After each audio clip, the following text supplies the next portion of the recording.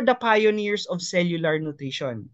Neolife and our scientific advisory board created this nutrition to help you recover, regenerate, and protect your cells. So let me explain further regarding cellular nutrition. Pag-usapan muna natin ang ating health. Okay, let me show you a graph with this will show us kung ano saan ba tayo right now sa ating health. So ang 0 to 100% represents your health status. Kung gaano ka healthy right now.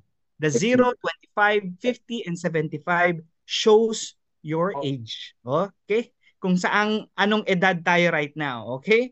So may tatlong levels ang ating health.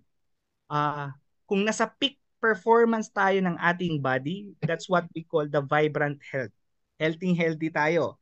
Pag nasa middle tayo, performance ng ating katawan, ito yung tired zone. Madali kang mapagod.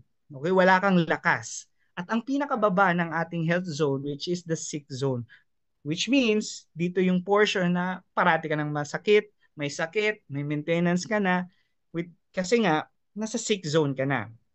Now ngayon, as we age, pababa ng pababa ang ating health. Agree ba kayo dyan? Most of us, pag tumatanda, ganyan din, bumabagsak din ang ating health. Ayan. So pagbagsak ng ating health, anong nangyayari? Nako, nagsisimula na tayong madaling mapagod, tired zone. At ang pinaka-worst pa dyan, nagsisimula ng lumabas ang ating mga sakit-sakit. Kasi nandito na tayo as we age. Pero did you know, some of the people right now, kahit pagtanda na nila, healthy pa sila. 'Di ba? Kahit 60 na sila, 70 na sila, kung makita nyo sila, uy, why are you still looking young? Bakit ang bata mo pa tignan? Bakit ang healthy mo pa? 'Di ba? Meron talagang ganyang individuals. Ano kaya ang sikreto nila? Yan yung question natin usually.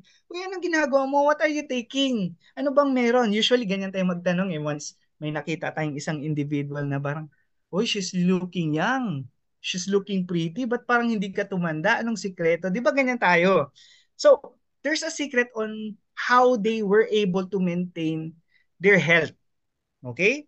So, ano-ano tong mga, hindi naman to sikreto. Actually, ginagawa natin. Pero we do not commit lang to focus on these three. We have three.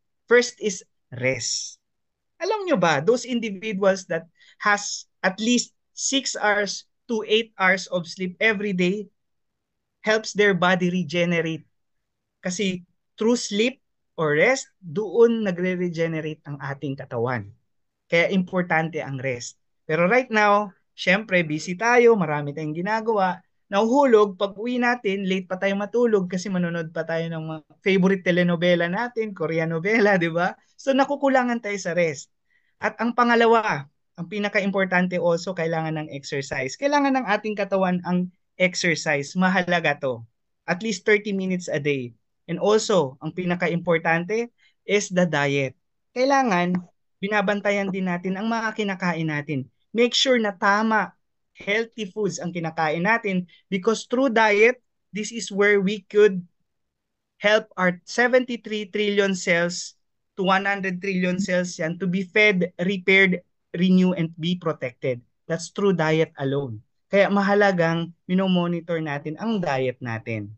So, ito yung ginawang products ng ating scientific advisory board to help us with those diets, with the nutritional needs of our body.